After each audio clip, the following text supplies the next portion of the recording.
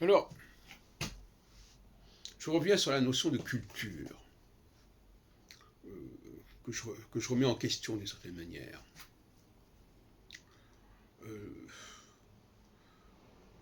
J'ai déjà dit que la culture, c'était plutôt un signe de consommation. Plus on consomme de la culture, plus on se cultive. Mais le mot culture peut avoir un sens beaucoup plus puissant.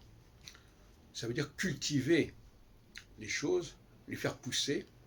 Et donc l'homme cultivé, c'est quelqu'un qui est créatif. C'est-à-dire qu'il cette culture qu'il connaît, ces connaissances qu'il acquiert, qu'il couvre, il faut qu'il en fasse quelque chose.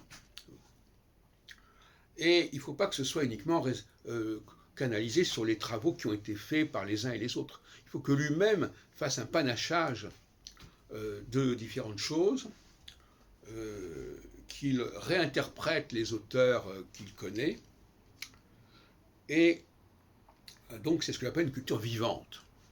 Et en plus, bien entendu, un homme cultivé doit être au courant de ce qui se fait actuellement, de ce qui se crée actuellement, et donc participer à la reconnaissance et à la détection des travaux en cours, des œuvres en cours, et pas simplement entériner des réputations qui parfois datent de plusieurs décennies, sinon de plusieurs siècles.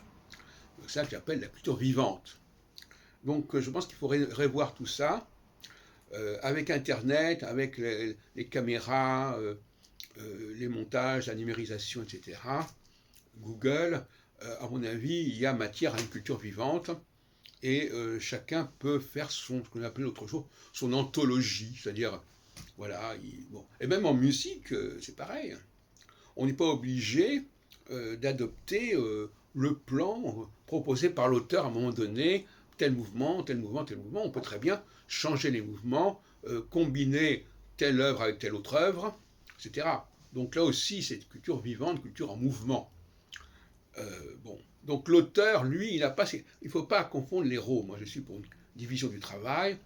L'auteur, il donne des éléments, c'est ce que j'appelle dans ma dialectique le rapport entre matière et forme. Il donne de la matière, et puis en aval, on va modeler, remodeler, reformater cette matière de façon extrêmement diverse.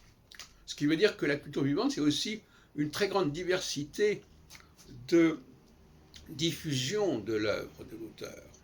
Et je prends le mot œuvre dans un sens qui est celui de l'ensemble de ce que l'auteur a publié, a produit, ou même tout simplement les manuscrits qu'il a pu laisser, etc. Et pas l'œuvre au sens de tel ouvrage. La culture vivante, c'est pas tel ouvrage.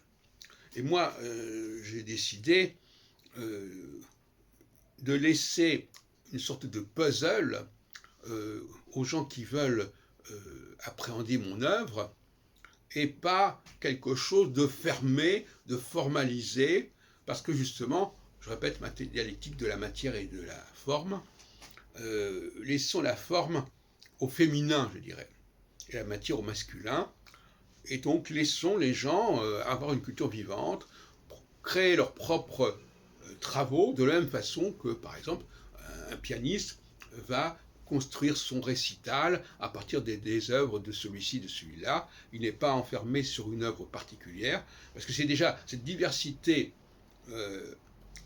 entre les auteurs que l'on va jouer ou qu'on va interpréter, c'est très bien, mais à mon avis, il faut aller plus loin, et il faut être capable de proposer un concert où on prendrait un morceau, un mouvement de telle sonate, un mouvement de telle autre sonate, et pas forcément la totalité de la sonate.